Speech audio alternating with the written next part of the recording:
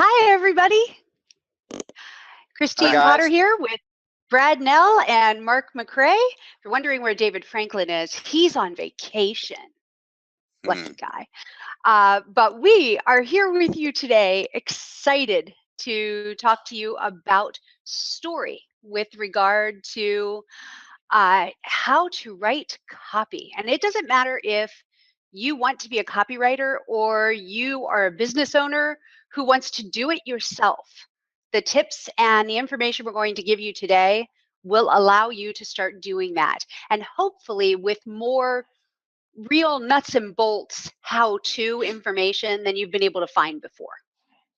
Okay. Gentlemen, do you have anything you'd like to add to that? Nope. Okay. Succinct. All right. So we are scientificcopy.com.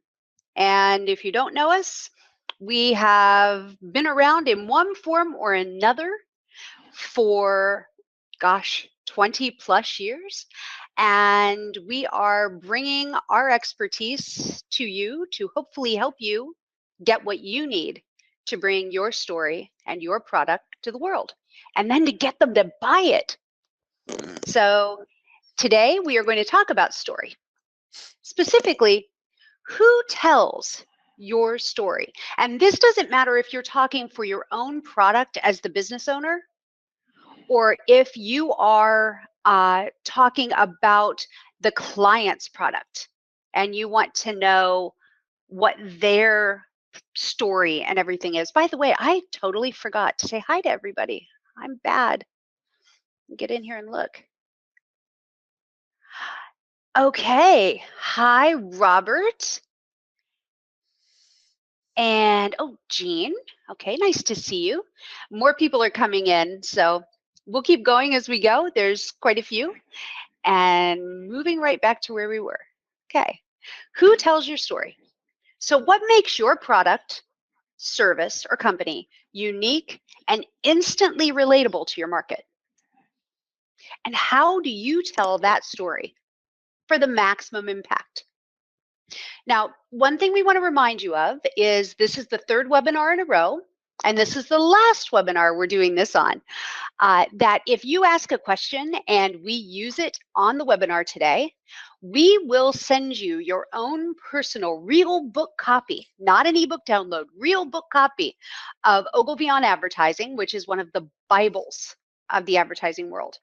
At the end of the webinar, we'll give you the link where you can go and claim this gift. And it is one of those seminal works on advertising that teaches you a great deal, even if you have no nodding idea how to do what we do with copy. This will help. Okay, so back to story. Your story needs to do 5 things. It needs to show your purpose, both at the small, micro, individual customer level and the larger macro, helping the community or helping the world level of the brand. It needs to be authentic and sincere, because if it's hokey, everybody's going to smell it from a mile away. It also needs to be instantly memorable. It's got to be something with a hook, a pithy phrase, alliteration, where you're using the same letter of a word over and over, or something quick and decisive, also emotionally charged, that keeps your brand in the customer's mind after they've read your copy. It also needs to build trust and a customer relationship, because in this day and age, as you know, online or offline, people are being bombarded, and you need to figure out how to stand out. And the way you do that isn't by hitting them with more. It's by creating a relationship of value where they trust you and want what you have. And it also, ultimately, all of this leads up to its ability to sell your product or service. Okay. Oh, and by the way, guys, if you have any questions at all, make sure you type them in to the chat box. You may see me look away with my glasses for a minute because I'm trying to run both things, and that's because I've got the chat part on my on my phone so that I can look at both things. So if you have any questions, by all means, type them in, and if we use them, you will get a copy of Ogilvy on Advertising. Brad and Mark, do you have anything to add to my list of 5? No, I think that's you know, the story or the hook is the most important part. That's the thing that people will engage with. So there's different ways of getting to tell that story, but those 5 points are good. Okay, and we're going to talk about story and hook kind of in a weirdly interchanging way. There's the hook that is your big idea, and that's your big story, what I'm talking about with these 5 things. And then there are smaller hooks that are for things like emails or individual messages that are a different type of hook. They're their own story. And we address those in here too. So you're going to hear the word hook and the word story, and you're going to hear them sometimes interchanged. Hopefully we will differentiate this enough for you so that you understand. And if you have any questions about it, please let us know. At the end of this webinar, we will give you some links, one of them being to our new Facebook group, to the YouTube channel, and to our webpage, so that if you have any questions after the fact, or you want to go watch it again or take notes, by all means, follow those links, and we will, the people you see on the screen are the people who will be talking to you about this, whether it's in the Facebook group, on YouTube, or from our website, okay? So now we're going to talk about the hook and the power of a hook. And I'm going to hand this over to Mark. I'm not sure which order we've got these slides in for you, Mark, so hopefully you can go with it. First, we're going to talk about the fact I talked about the hook was a different kind of story, right? That individual, I've got like 2 slides here on this, Mark, that individual emails or individual VSLs, which is a video sales letter, can have an individualized smaller story, a small bit of information or a framework that your larger brand uses to relate to the customer's immediate need. It's helpful if it reinforces your customer's personal knowledge about your subject, like you give them one statistic or tidbit of something they didn't know, and everything else reinforces what they already know. They get very comfortable that way, and they feel like, aha, this person gets me. Brad will address more on the nuts and bolts of writing with the hook later in the workshop section. Like right now, we're wrapping up a campaign for a financial brand that we've been working with for the last several months. And just a couple of days ago, I did a hook in an email that was about money manager Ray Dalio. And he runs a very large hedge fund that's worth $160 billion. And he's kind of a superstar in the finance world. And I used his biggest failure as a hook in an email to get people to understand that you learn more sometimes when you screw up. And that email really did quite well. This late in a campaign, this late in emailing, that's a really nice stat to get, an 11.17, and you know it did the deed, did what we needed it to do. So now I think I've got Mark's stuff next. Yeah, here we go. This is Mark's section. Mark's the numbers man. Okay. So first, I'll just talk about the hook a little bit more and what I think of the reason why hooks are so important. I think that if we go back to the primal days when we were sitting around a fire and we were telling each other stories, there was always a hook. You know, if you were chasing down a saber-toothed tiger and they were telling a story of how they pushed a rock down on top of his head, and the reason there's a hook is because it forces you to remember.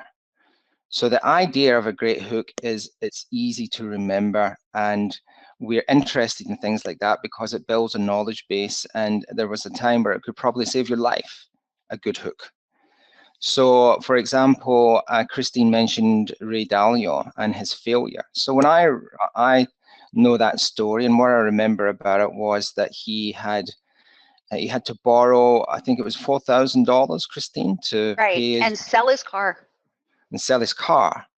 So you know, that's a hook. That's the thing that you remember. There's a lot of interesting things about him, but that's the thing that's human. That's the thing where there's something there that another human being could use. So when we're doing hooks, there's two things. If we work with a brand, or if we work with, we call the people that we work with, if it's individuals, brands, one of the first things we have to do is to do a discovery. You know, we have to, as a team, sit down with that person and try and get the interesting parts of his life. And then some people have a very interesting life, and they've got 4 or 5 or 6 different things that you can pick and say, that's where we think other people would relate to, and that becomes a hook. That becomes the conversation, and we want to reinforce that conversation so that people remember it. So one of our most successful brands was a trader, and he was also a Marine. And we came, you know, the Marines is that sort of no man gets left behind. So the hook for that campaign was that no trader get left behind, no person get left behind. You know, he was morally and ethically a champion for the small guy, and no one get left behind. And it became one of our most financial, successful products. Another time we were working with somebody who didn't have, he had a, you know, had a boring life. He couldn't find one thing that he did that was interesting. But for a small period in time, he lost a lot of money, and he had to work on a potato farm. And the hook, the story, the conversation developed around how he had gone from rags to riches, and at one point, you know, had so little money that he had to go pick potatoes.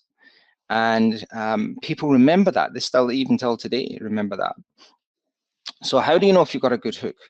So on occasions, we'll make video sales letters, and everybody always has the ability to comment on the stuff that we do. It's one of the tactics that we use, is to build a conversation. And sometimes if you see somebody saying, I watched your video and I cried, that's fantastic, right? The hook worked. If you're touching somebody emotionally, if you're relating to them at some level, whether it's because, you know, there's a lot of people who have had hardships. Everybody's got a hard luck story, but there's some more than others. So people relate to other people who have had some kind of hardships. We all want to be a hero in some form. And you know, that's why the Marvel and DC comics and all of those are so popular, is because we all want to be heroes, right? So there's common themes in hooks, but I think the ones that work the best are the ones where it's instantly relatable. And another thing that you can do, if you ever look at, you know, if you go to YouTube and you type in movie trailers, you'll come up with thousands of them. And their job in that 2 to 4 minute window is to convey a hook that is so compelling it moves you to the movies. So, and you get some people who are fantastic at it, and you get some hooks that resonate with you. You say, when that comes up, I'm going to go to that movie. That's a good hook. When you take it down to more of a micro level, you know, for hooks, you've got a news cycle that in most countries, and you'll hear PR people, especially with the Trump administration, hoping that the news cycle moves quickly so they can move on. But so the next topic, and I don't know if you can do it, Christine, but if you were to type in BBC News, let's see what comes up. I think I'm already there. All right, so BBC News, all right, so you'll see, you can type in CNN, you can type in any news, and I'll come up with some blocks, and I'll say, you know, 5 migrants shot in huge Calais brawl. That's the hook for that story. Zimbabwe opposition leader attacked on campaign trail. That's the hook for that story. Polar bears captured on collar cams. That's the hook. So, you know, here you've got three very different stories, and I think the idea is, you know, to appeal to three very different types of groups.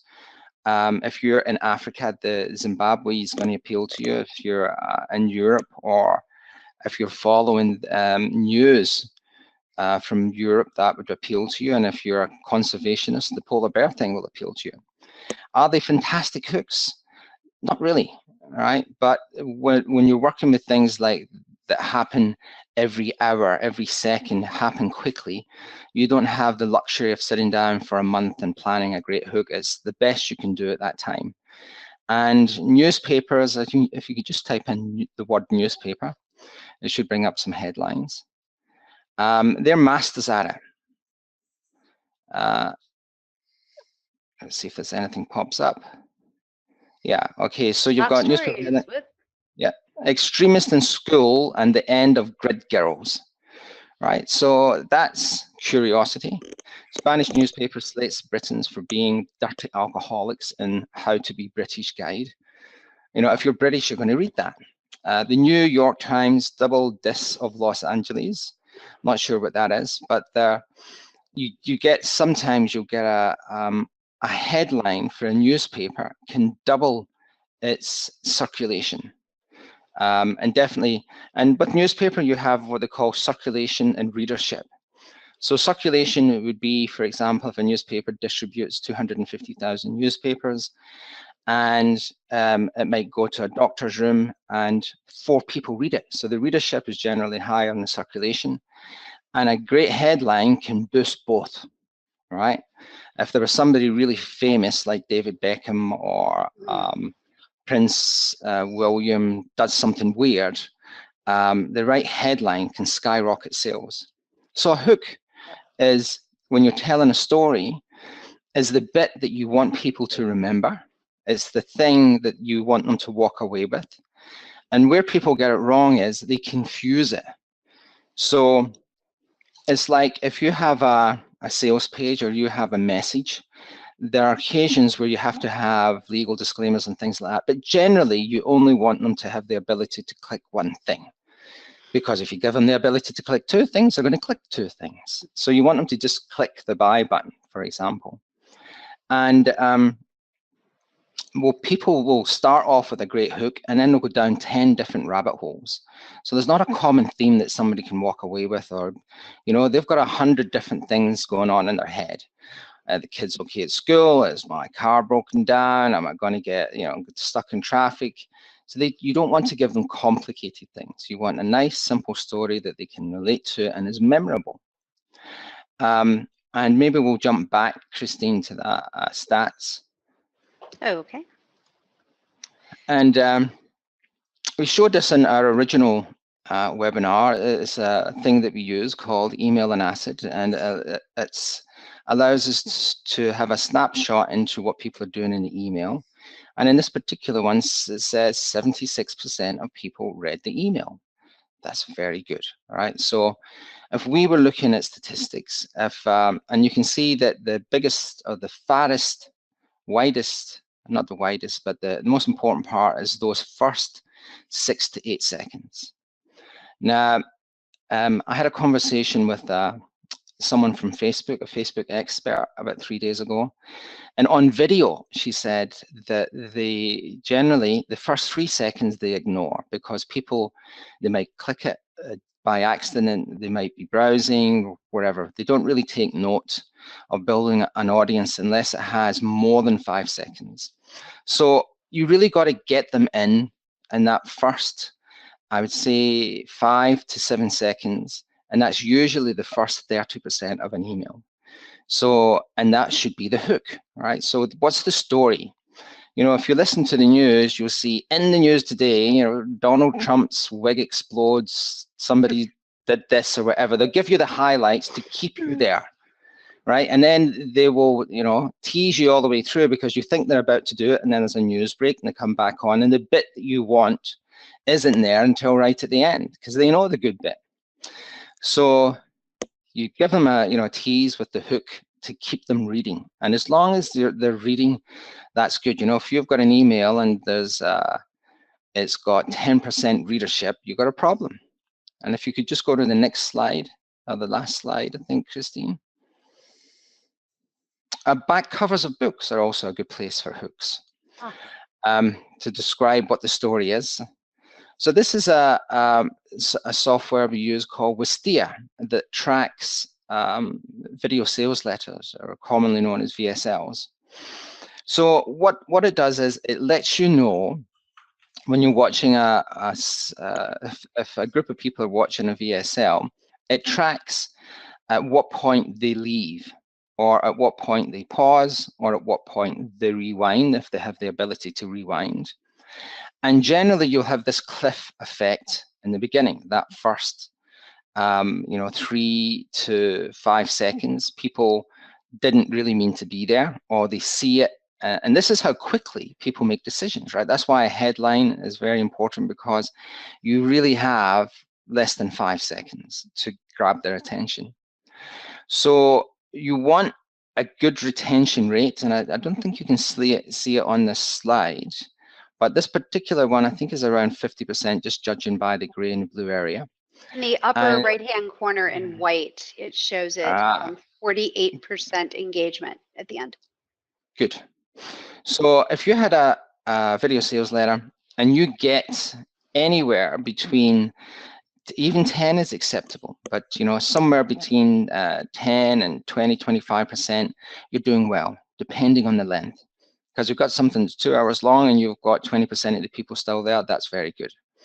If it's a 3-minute video, you should have 50% plus of the people there. So something that lasts 7 to 8 minutes and have 48% of the people at the end of that, it's good. But it doesn't matter, because you can see from the statistics, there might be a dip.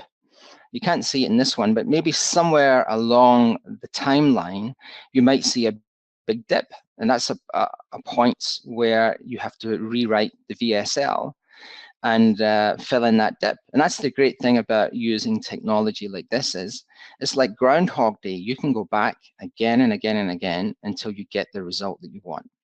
So, we use all of this technology to help us write better copy and connect with the audience. So I think that's all I've got to say on that bit, Christine. Okay, we have a few questions. I think you kind of answered the first one already. That was Paul. Is there such a thing as split testing your story? I mean, you could have multiple stories that you test before going live with the best one.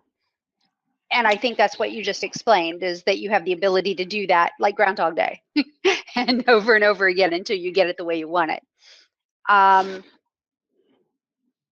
Jean Yes. says, I'm not sure I follow what you mean by hook.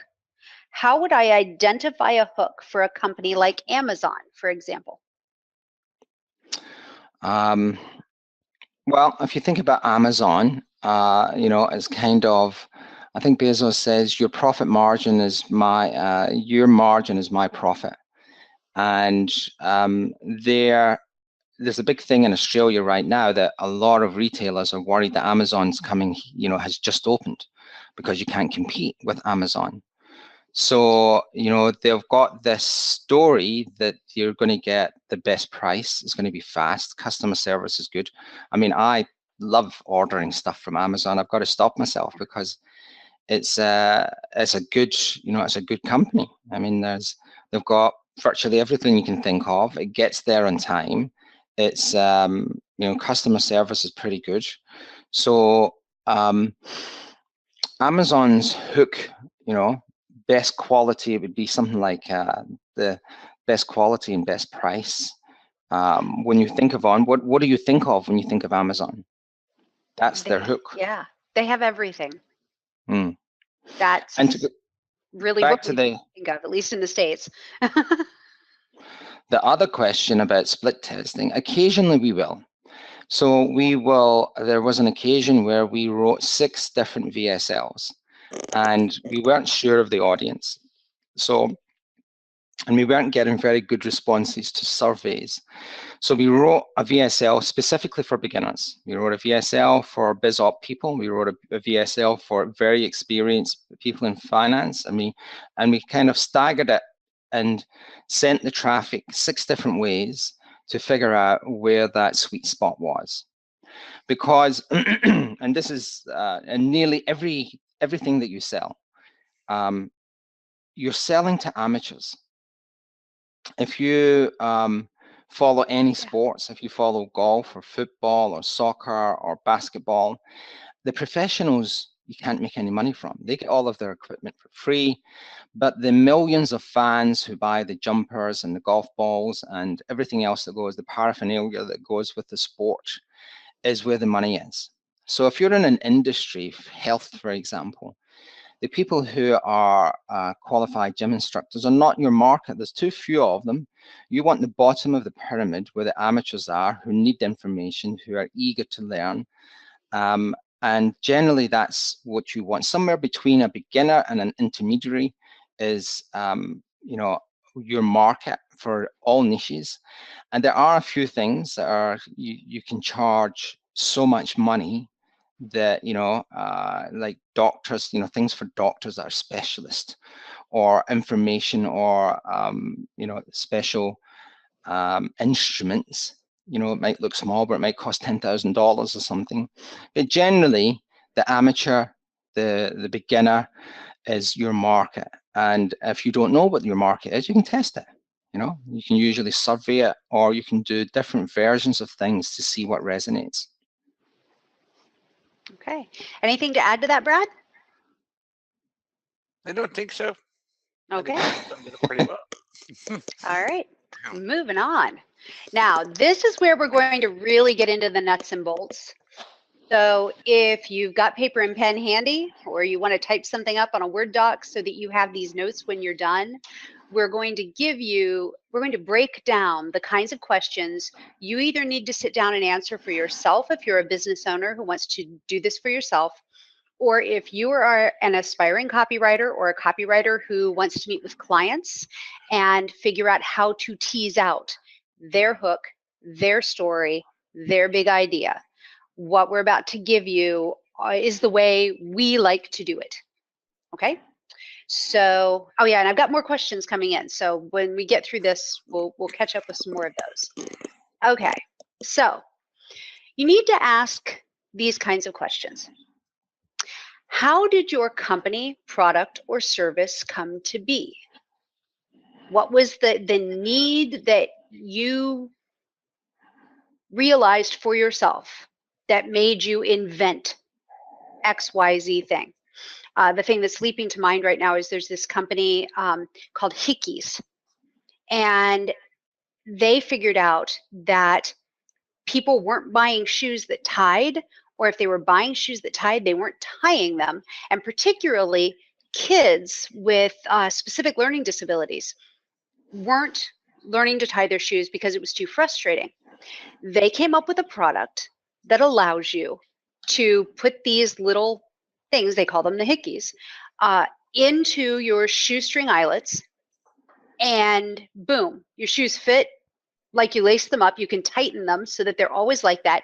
They stretch so it turns any shoe into a slip-on. That's a fantastic idea.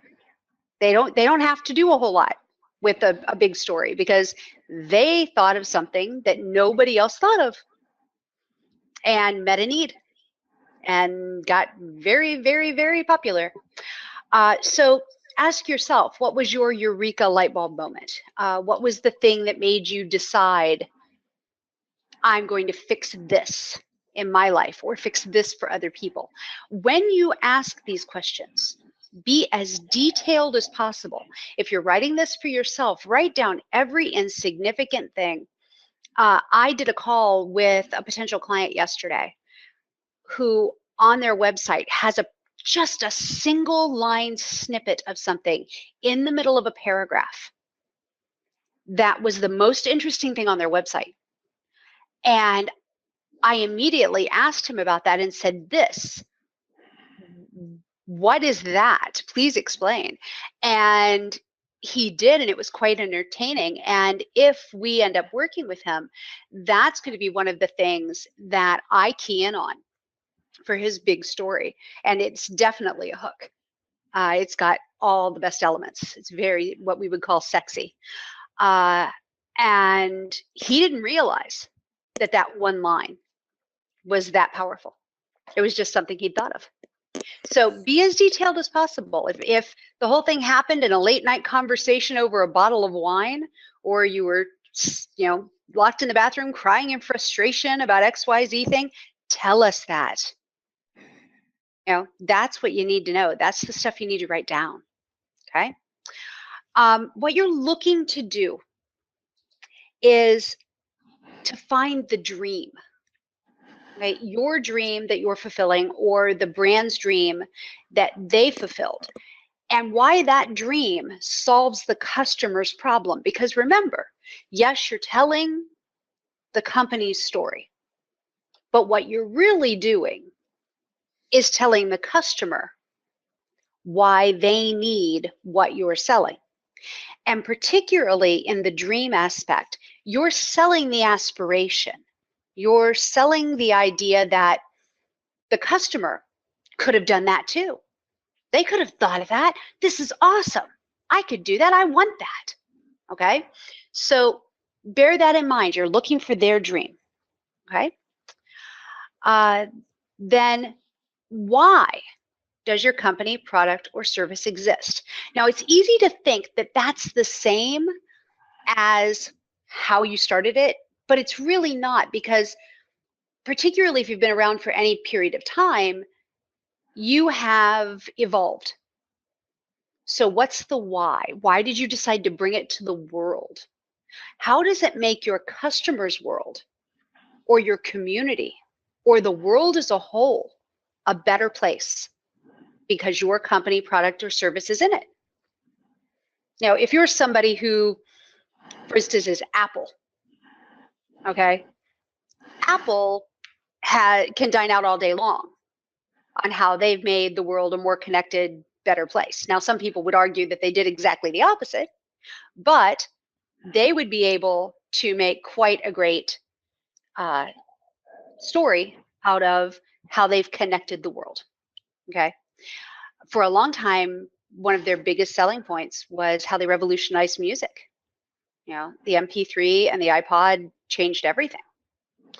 So, there are bits and pieces of that. And again, be as detailed as possible. Okay.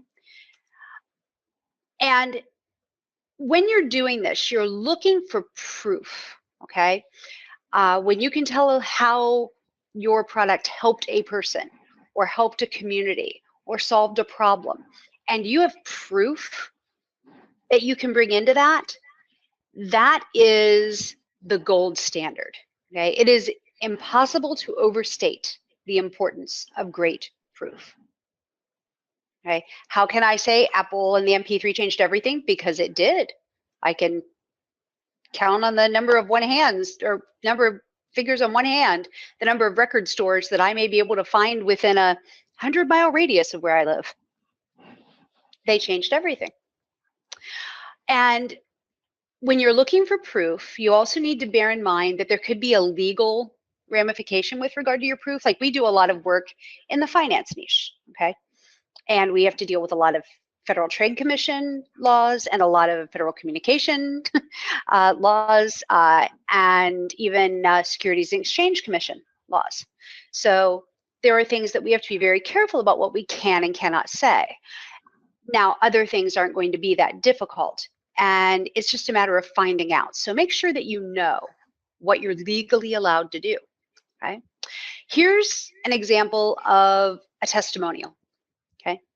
Blown away. This system contains everything a winning trader needs for chart analysis and knowing when to enter a position and when not to.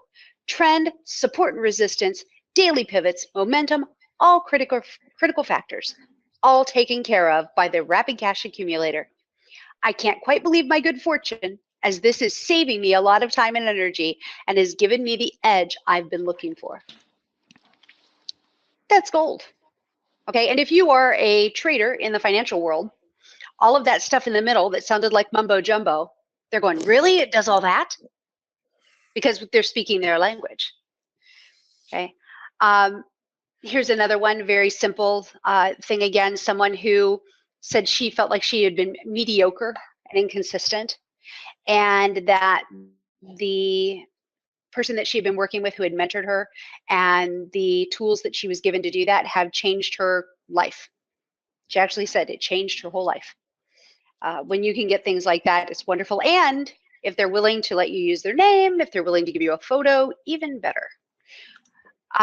Things like this. This is a financial statement from one of the products that we have been working with. And in 8 days, they made $3,000, $3,600. If you're in finance, if you're in retail trading, it's like, ooh, I want that. And what is it for your brand? What is it for your, your food processor? What is it for your coat? What is it for your home care service that would give that same kind of impetus? That's what you're looking for. As I said, it is impossible to overstate the importance of proof. Let me check and see here. I know we got hit with a couple more questions while I was doing that.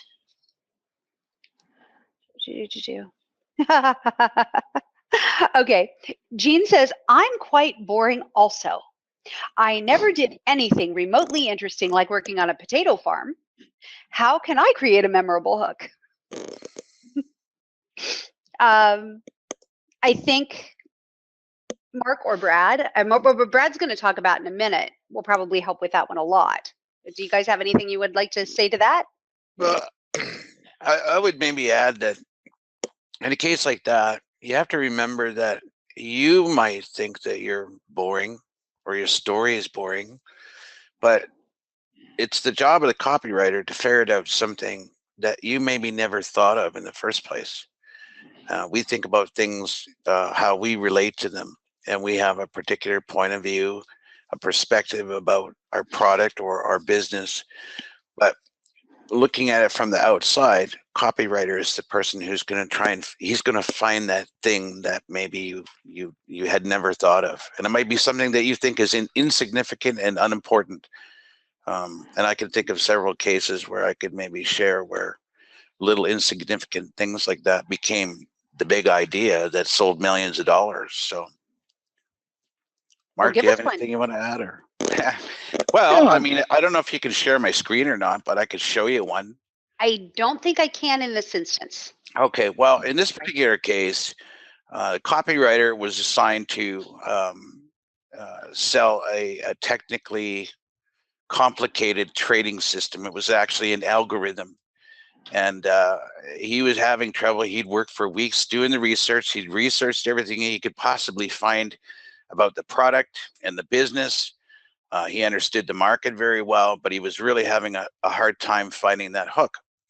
And he happened to be, after a brainstorming session was over, he was sitting talking to one of the engineers that was involved in producing this. They were having cocktails.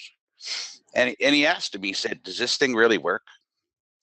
And the guy told him, he said, yeah, it uses the same technology that they use to predict hurricanes. It was just an off-cuff remark. And it came after weeks of research and in brainstorming sessions, and that became the hook. And the headline read, the technology that so accurately predicts the path of hurricanes can also predict where stocks are headed. And it's making a small group of savvy investors very rich. That's all it took, was just a meeting over cocktails to find that. So you just don't know where it's going to come from. And you need to understand that what you think might be insignificant might be the hook that you need. Mark, you were going to say something? Yeah, you can always ask somebody, what's the 3 happiest memories in your life, or something like that. And it might be skydiving, having children, getting married, or whatever it is. But somewhere in there, you can usually find something they never thought of? You know, you just reminded me of something I meant to talk about. There was a client that we worked with a couple of years ago, public relations firm, and her whole story, it was very much anchored on the personality of the person representing you, because PR is like that. And the story wove together this remarkable group of events that included Olivia Newton-John, I remember. Ringling Brothers and Barnum and Bailey Circus, and the death of a trapeze artist. None of these things would on their face seem to have anything to do with creating a fantastically popular and successful online public relations firm. And yet all of those things together were the thing that fired her up every day and got her going. She didn't think it was that big of a deal. She'd simply shared a couple of pictures, and we ran with that, and it was fantastic. You know, you would never think in a million years that the circus and Olivia Newton-John would have anything to do with it, but it did. So you never know where the big idea could come from. Speaking of which, I'm going to hand things over to Brad now so that he can talk to you about the idea of the big idea. Okay. See, I'm not technically. Well, I've got all talented. of your stuff on here, so you just tell me when to advance. Okay. So, like others have said already, the big idea or the hook is the story behind the product you're trying to promote. And really, copywriters who are really good at crafting big ideas, and if you look at $1 million promotions, they'll tell you that the hook, the headline, and the deck copy, that's 80% of your whole sales letter. Whether you're writing an email, a VSL, that's 80% of the whole thing.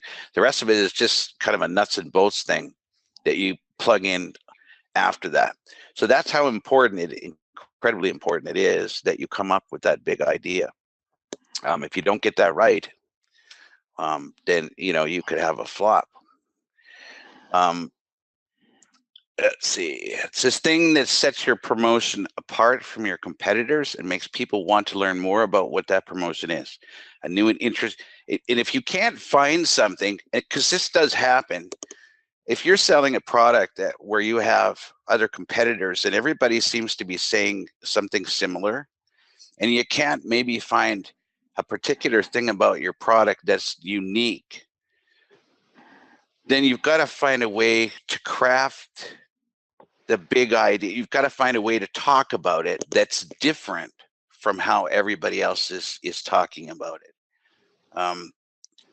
We had a case here a little while ago where we were promoting a newsletter, and the newsletter, part of what was in there was training that a lot of traders are familiar with. It's a theory that a lot of traders are familiar with. Some use it, some don't. And I wanted to use this in this piece of copy I was writing. But I was aware of the fact that some of them might tune out if they knew it was something that they already were familiar with but didn't use. And so what I did was I dug into the history of that theory. And I was able to craft a big idea that made it sound like a 300-year-old secret. And I teased that through the copy. And at no time throughout that piece of copy until close to the end did you know what that was. So sometimes you have to frame something a little different than how everybody else is talking about it. If you nail the big story, it will make writing the headline and lead much easier to do, because ideas for those will come from the big idea. Sometimes a big idea can be pulled apart, and you'll find that there's other ideas, smaller ideas inside that you can then go ahead and break down throughout the copy as you're writing. If you can state the big idea in the headline, it does double duty, and it captures much more attention from your readers. And basically, you're looking for something that's timely. Old news doesn't sell. So it's got to be something that's current, that people are really interested in. It needs to be unique, something they haven't heard of before. And it must be something that will impact their lives. They must be closely related to the product you're selling. And if you can put a benefit in the big idea, all the better. That headline that I mentioned earlier used a subheading. And they included that specifically to add a benefit. And the subheadline was, this may be your one and only chance to gain access to the computer-based predictive trading system that recently turned $21,846 into $423,202 within 6 months and has been wowing institutional investors with its amazing accuracy. So not only was the big idea in the headline, but they used a subhead that added up dollar value benefit. And that just, that's like having a big idea on steroids. I think that's probably just about all I had to say there. Just, Mark, do you have anything to add, or Christine? Nope, that's good. Okay. Yeah, I think you covered it. I'm aware that, guys, I know we're throwing a lot at you, questions and bullet points and hooks and stories and big ideas. All of this you will be able to find on our YouTube channel. You'll be able to go and watch this again. We are putting each one of these videos in this series up on YouTube, so you can go review them and watch them for free as many times as you'd like. Also, at the end of this, there's a Facebook group that we are definitely urging you to join, because myself, Mark, and Brad, we are the people in there working with the folks in that group. There's a poll up in there right now about subject lines. You can link to our blog where we all write articles. You can even hand us something that you're working on. At this stage of the game, I can say you can hand us something that you're working on and ask us to take a quick look. I can't say that that'll always be the case, but right now we can probably do that. We do have a couple more questions that have come in. Grab my glasses. Okay. Yes, I meant to address this and I forgot. I have a problem overthinking things like hooks and stories. How much time should I allocate for this process? This is from TJ. And TJ, I'll tell you that for professional copywriters, this kind of a process, depending, if you're a Gary Bencivenga, Gary Halbert, a David Franklin, a Mark McRae, you will get 2 weeks, 30 days to just go concentrate on the product, the service, the information, and craft something brilliant. And you would start with these same steps, but it could take up to a month, depending. Now, the reality for most working copywriters in the world that are not a Halbert, a Bencivenga, McRae, or a Franklin, is that you probably have to work on a much quicker time frame. In most cases, you're going to be lucky if you get 7 to 10 days to craft something like that for a client. Now, if you're doing it for yourself, it's just a matter of how much time you want to take. I would say that for me, if I were sitting down to do the questions, I would probably take 2 days for that first set that covered the first 5 points. Probably 2 days where I would write everything down first, and then I'd go away and I'd leave it for a while, and I'd watch TV or I'd take my daughter to a movie or do something. Because what will happen is all the outside stimulus will percolate in and it will remind you of things you'd forgotten. And then you can come back and add into that. And it brings much more detail and much more richness. The other part about spending 7 to 10 days to percolate something is you may think you have a big idea. You may think it's great. And somewhere in that 7 to 10 days, there will be other stimulus that comes in and rolls through your brain. And it's happened to me on more than one occasion. I'm sure it's happened to Mark. I'm sure it's happened to Brad, because it happens to everyone, a creative person who's in the midst of this process. You think you know what you're doing, and you either are just about to fall asleep in bed, you just wake up in the morning, or for me, it often happens when I'm standing in the shower and I have nothing I can write with, that you're in a more relaxed state. All of that stimulus is percolating. All of those questions you've asked yourself are there. And suddenly the bolt of lightning arrives. and you know what it is. And it may have something to do with what you thought it was, or it could be something that's a complete 180 from what you expected. But when that bolt hits, you'll know, because that through line will suddenly be perfectly clear. And all of the things that seem confusing won't seem confusing anymore. I hope that makes sense. Yeah, And I hope it answered the question. Yes, Brad. If I could just add there, going back to what I said earlier, this kind of relates to your question. If you're wondering how much time to spend, think of it this way. If you know the product and you know the market, you know the features and the benefits, then 80%, if 80% of that copy piece, if 80% of the value of it is the big idea, the headline, and the deck copy, then you know right away where you need to spend the most time. And if you're having trouble if you're second guessing whether the big idea that you've thought of is really going to work, it can be split tested in some cases. Give it to somebody to look at and have them read it and ask them for a candid opinion. Would you be interested in reading more and learning more about this? I sometimes bounce those things off my wife, and she's pretty good at saying, she usually nails it. So that's another thing that you could do if you're second guessing whether your hook is going to work or not. Oh, if I could tell you the number of times I've forced my daughter to start listening to something, I can gauge very quickly how well I'm doing, because she's a 21-year-old college student. She doesn't care about any of this. And I just watch for where her eyes glaze over. And then I know, okay, this is the amount of time I have. And it's really that simple. We make it, I think we have a tendency to try to overcomplicate it individually, not ourselves, but like for you, when you're first trying to do this, you get so caught up in the process. And the process is just to help you get to the end goal. So like Brad said, if you already know all the chapter and verse about what the product does, what its features are, you may have to work up benefits a little bit. And you're just looking for that big hook. You're just looking for that big idea. That's really simple. You've got one focus. Okay. So don't overcomplicate it. If you know what you know, don't worry about it. Make it work for you. I've got another question here. Let's see what we've got here. Once you find the hook, the rest of the copy will write itself. Pretty much. Yep. Pretty much. I find where personally, I almost have to write a long form thing, like a long sales page.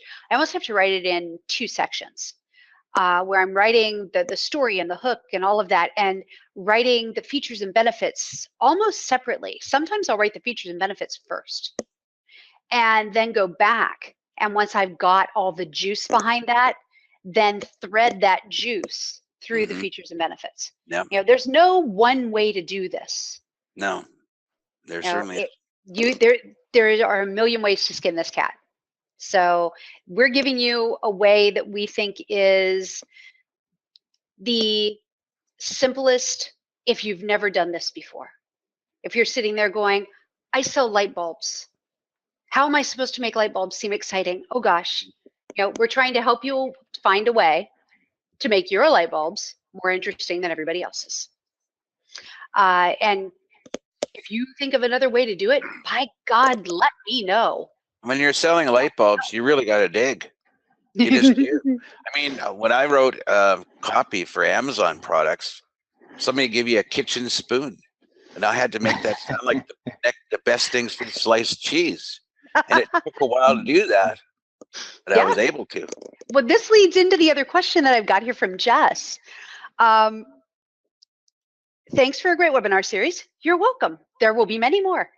I'd like to ask the presenters to talk a little bit about the most difficult product they have ever promoted and how they overcame it. Was that spoon your toughest product, Brad? I think it probably was. Yeah, I think about that lots, because we went back and forth about that for a long time. And it, usually when I did something like that, it would take me about an hour. And this was half the day trying to figure out how to make but it sold. They sold a lot of spoons, so whatever I did worked. Yeah. What about you, Mark? I'm thinking of not the most difficult, but the one that through serendipity led to something quite unique. I had a friend who had a beautiful house that he couldn't sell, and we decided that we were going to try and let it out as a holiday let self-catering thing, and he asked me to help write the copy for it and do the marketing for it. And virtually from the first or second week, we filled that up for the whole year. And we were at a barbecue talking to a friend of ours who happened to own a hotel, telling him, you know, how impressed we were that we did this thing. And he asked us to work on a promotion for his hotel. And it was a very unique hotel. It only had 10 bedrooms, but it had a butler. It was like 5-star, top of the range. And we took it from, say, 10% occupancy up to 80% occupancy, and which led to a big group. It was actually the Kingdom Group, 500 hotels, that asked if we could help with their marketing and fulfillment of some rooms. And we didn't. We you know, you can't double the occupancy of something like that, but we did make a significant difference to it. And that developed into a whole business, which is still running today. And I actually became a partner in that business and sold my shares of that business. I wish I hadn't, but it's now worth millions and millions of dollars from one piece of copy that started off trying to fill a self-catering house. So you never know where something goes with copy. Yep, very true. I could give you a laundry list of the weirdest, most difficult things I've ever had to write copy for. Because I worked for a shopping cart company for a couple of years. The one I usually choose first is the day that I had to write about crickets. And I'd been writing about crickets for several months. They sold crickets and flies and live, okay? And most people would buy these things to feed snakes or other reptiles, things like that. But I was to the point where I felt like I was fresh out of ideas. And I'm sitting there staring at a blank screen, and I just start randomly Googling stuff. And I wrote an entire series. I ended up writing like a whole series of articles about how to prepare crickets for human consumption. How to eat crickets. The worst day was the day I had to write 3 articles about doggy doo. A client was an institutional purveyor of the waste bags that you find in dog parks and things. You know, the big metal thing that goes in the ground, and then you can just pull out your little bag for your pet. Mm-hmm. And you gotta come on, guys. I mean, there's only so many ways you can write about that.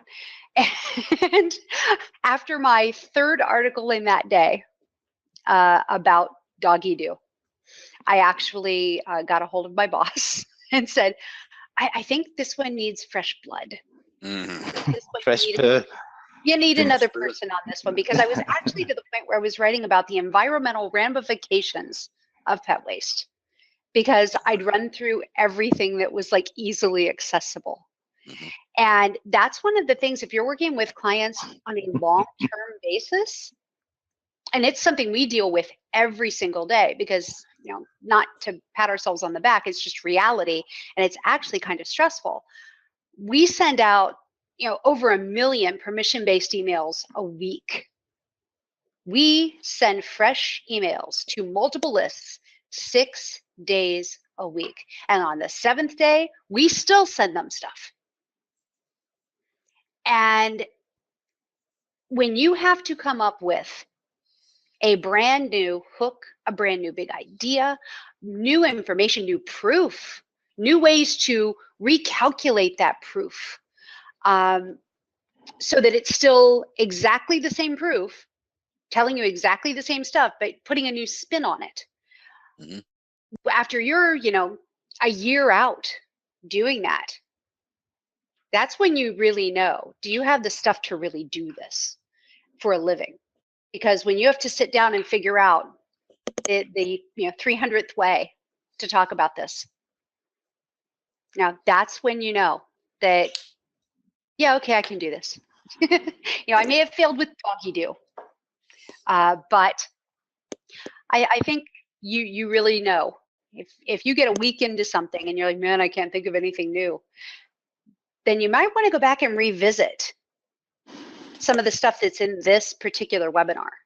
The 5 points at the beginning, or the points that Brad made, the information Mark gave about where to find hooks, movie trailers are great, newspapers, all of that. Just go look at your Twitter feed. Those are like grabby leads. YouTube. You can probably find a lot there. YouTube as well. Just Google stuff, see what happens. But you definitely have to be able to do that. If you're going to do this for a living as a working copywriter, you have got to be able to find fresh ideas. And one of the ways to do that are the two ways to do it, I guess I should say, are the two books that are on your screen right now. One of them, the one in blue, technically is actually out of print, and a company is printing this as part of an out of print book series. You can find it on Amazon. It's called Obvious Atoms. It's a very, very short read. It will take you maybe 40 minutes to read. It's more like a pamphlet, okay? And some of it's a little dated. It is a very old, I think it was written in 1906 or 1916, something like that. It's been around a while, but the wisdom in it is still fantastic. And I go back and revisit this periodically because it's really good. It's a good reminder to not think you know everything about something, even if you've been selling something for a year.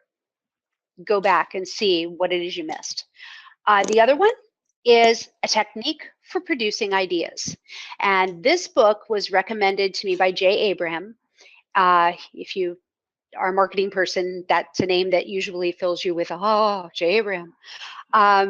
He suggested this to a room full of people that I was in, and I immediately pulled out my phone and had purchased it before he was done talking about it. It's one of the beauties of Amazon. And it is a great little primer for if you don't think you have a creative bone in your body and everything we've talked about to you sounds terrifying because you don't think you can do it. A Technique for Producing Ideas could be a really good reference for you.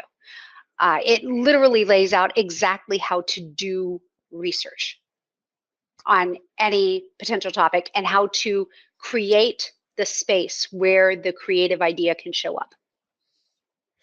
And it's pretty cut and dried. It's pretty simple. It's another very short book. So it's more like a pamphlet, really.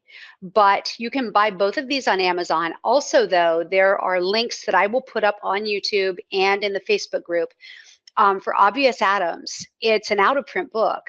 So there are several places you can actually download that PDF legally online. And I will also put the Amazon link for The Technique for Producing Ideas in the Facebook group and on YouTube as well, so you guys can get them. Let me see if we have anybody else that has any other questions here. I know there were at least two that I hadn't answered.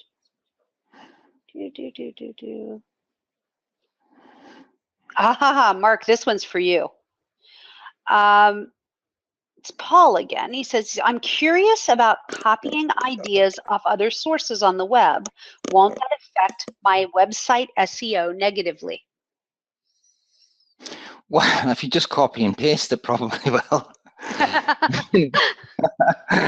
Yeah. Make a bit of an effort to change it, probably not. But there, you know, if the idea is that good, it's probably been seen. So you don't want to copy it. You want to come up with some kind of, you know, version of it in a swipe file. So you'll often hear copywriters and content writers talk about their swipe file. And as they travel through the internet, they'll take notes and have something that they copy the good ideas.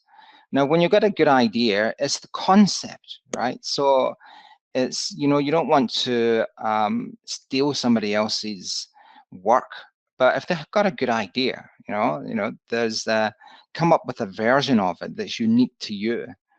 And we can do a whole webinar on that maybe in the future, how to use your swipe file. But so CEO using other people's ideas is not a good idea, but you've got to be able to come up with some stuff that's your own. Right. And people use things, Copyscape, I think, is one of the things. There's another, sometimes when we hire writers, we will use software to check if there's anything that pops up. And about 50% of the time it does.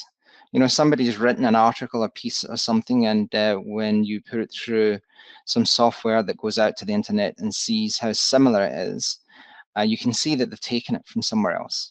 So they can't think, right? So as a copywriter, you got to be able to use your initiative and be able to think. Now, I'm making a note because when we do the swipe file thing, talking about the difference between what a real swipe in our industry is versus plagiarizing it, those are two very different things. And if you aren't a professional in this business, that might seem really muddy to you. When we say a swipe file, or we say go Google something and find something, we're not saying go copy that article wholesale and throw it on your website. That's illegal. That's stealing intellectual property. If you see something like just in the last 2 days, there's been an explosion. I don't know who got it first, and I actually tracked it a little bit yesterday. There's an older story about Sir Isaac Newton and how he lost a fortune. And the first evidence of it in the one niche that I'm looking at that shows up that I've seen it recently was something from 2016. But I also just got an email yesterday that directed me to another version of this story. The story is essentially the same. The points are what the points are. Historically, anybody could go look this up and find the information, okay?